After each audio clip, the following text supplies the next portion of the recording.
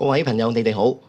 而家俾翻一個2025年3月20日夜晚有同學咧就同我同我講喎，喂，韓龍老師呢排夜晚咧，你多數都係炒翻恒指夜期嘅，冇做呢個道瓊斯指數嘅夜期嘅，係 OK 嘅，冇問題。而家就係做一個呢個晚上咧做個夜期，有時咧因為個盤感啊。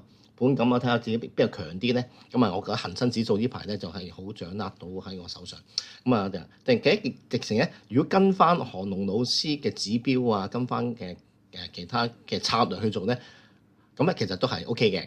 今晚就同大家睇睇嗰個道瓊斯指數究竟點樣炒啊 OK， 去片睇睇嗱。而家呢度咧就啱啱開始錄影咗之後咧，已經做咗一注啦。睇翻下邊嗰個表做咗一注。咁咧就係$101嘅做咗呢個係，咁入市嗰度咧就係42147，咁咧就係呢個呢個平倉嗰隻42127，即係20點101美金。咁我跟住再睇睇喎，我之前錄影冇影到，但個表又有顯示嘅。咁今晚咧我做咗四注嘅。而家咧就係19點。停一停先。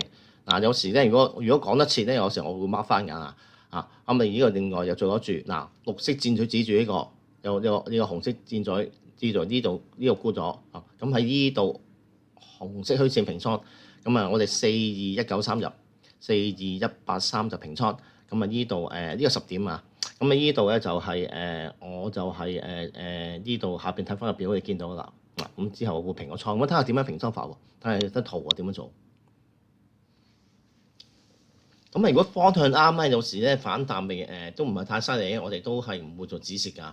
我哋等待夜晚咧，有時咧未去到9點半，即係話正股嘅尾期未開，正股嘅未開咧，咁有時唔怕呢個平咗倉喺度，其實平咗倉喺度一陣會 mark 翻嘅平咗倉。咁呢個第二注，咁再去。而家咧就係8點20分。呢度 mark 翻呢個冇嘢，呢個 mark 翻頭先平倉位嘅平倉大致喺呢一度，應該做少少。8點半，接近8點半。波動少少嗱，如果解釋下，但有時點解呢個好似好靜咁，突然波動少少？有時呢數據即係嗰個美國公佈啲乜乜數據咧，有時咧一公佈咧就會市場要發一發嘅話，咁如果大家如果係做開期貨咧，有時咧美國期貨特別敏感少少㗎。點解有時會做恒生